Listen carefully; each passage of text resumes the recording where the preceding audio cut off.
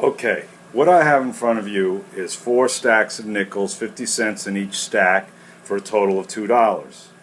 And if you know anything about the banking system in the United States, $2 is the standard roll for nickels.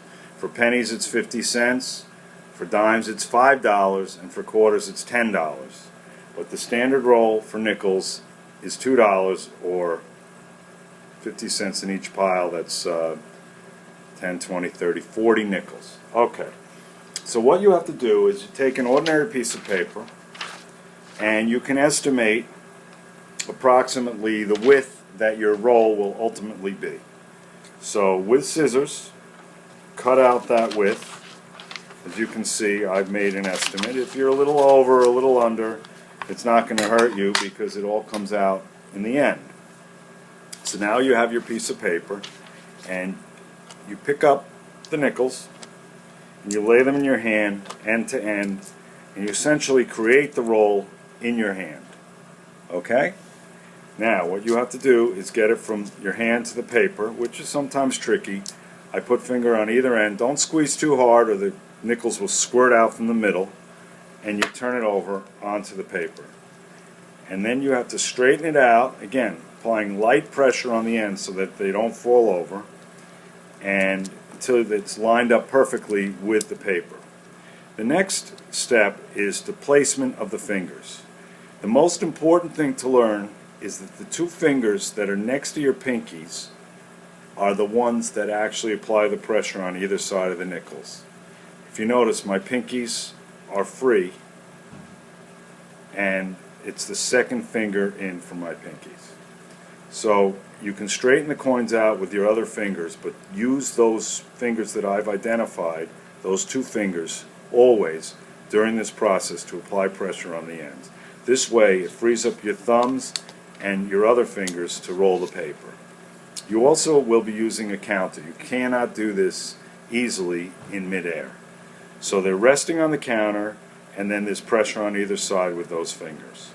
Now I pick up the paper on one side using my thumbs, okay, and you can kind of, let's see if I can swing it around so you can see how the paper is picked up, okay. Still applying this pressure that I've described using the second fingers. You pick up the paper in the front, and you continue to apply that pressure while you tighten the paper around the roll. And I'm tightening the paper using my 4 fingers that are still in the front and my 2 thumbs that are in the rear. So the paper is now tight around the roll, and I'm still applying the pressure with these fingers. You see I pulled one out and a nickel fell down. Fortunately, there's enough pressure from the paper that I can replace the nickel. Now you just start rolling on the counter, applying the pressure, light pressure with those second fingers all the way to the end.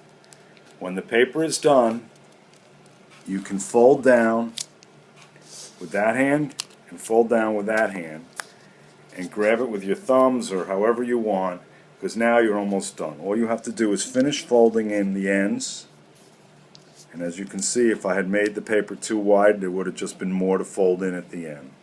And lo and behold, you have a roll. Okay? Now sometimes, to give it a little more durability, I might add a piece of tape right here in the middle where the paper is lifting a little bit. And if you really want to be thorough, you can put tape on the ends also. Depends on how far you're transporting it, who you're giving it to after you're done with it, and so on. But right now, it's a perfectly good roll. And sometimes when I'm giving it to somebody who may not understand that it's a $2 nickel roll, I'll just mark $2 right on it, like that, and $2 on this side, so that when they pick it up, they know they have a $2 roll.